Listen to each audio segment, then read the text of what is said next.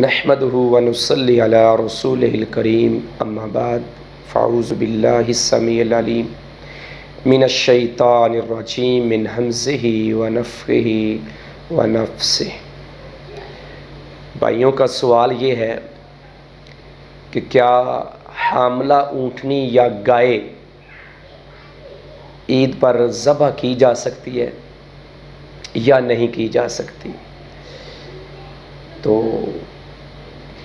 मैं ये समझता हूँ कि अगर तो आपको पता चल चुका है कि ये हामला है और इसके बावजूद आप उस हामला ऊँटनी को या हामला गाय को ज़बह करते हैं तो ऐसा करना ठीक नहीं है, क्योंकि जो उसके पेट में बच्चा होगा, जब आप जानवर को ज़बह करेंगे तो वो बच्चा ज़बह होते जो ही जानवर की जान निकलेगी उसके साथ ही वो बच्चा मर जाएगा।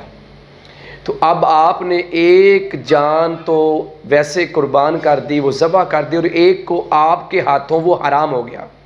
तो ऐसा करना जो है वो ठीक नहीं है।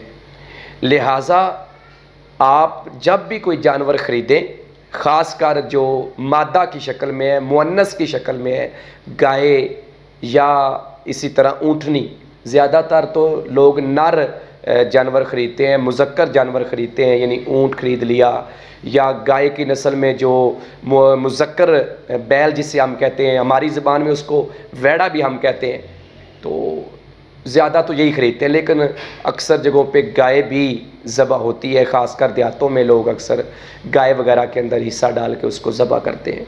तो इल्म नहीं है तो ये एक अलग मसला है। अगर इल्म ना होने की वजह से आपने गाय ख़रीदी, जिससे आपने ख़रीदी है उसने आपको बताया नहीं है, या वो 3-4 महीनों की हामला है तो इतना उसका अमल वाज़े नहीं होता, पता नहीं चलता, तो उस सूरत में मैं समझता हूँ कि अगर वो जानवर ज़बह हो गया तो कुर्बानी आपकी हो जाएगी। लेकिन अगर आपको पता है कि ये हामला है, बच्चा पैदा करने वाली है, तो फिर ऐसे जानवर को ज़बह करने से बचना चाहिए। बाकी वल्लाहु आलम।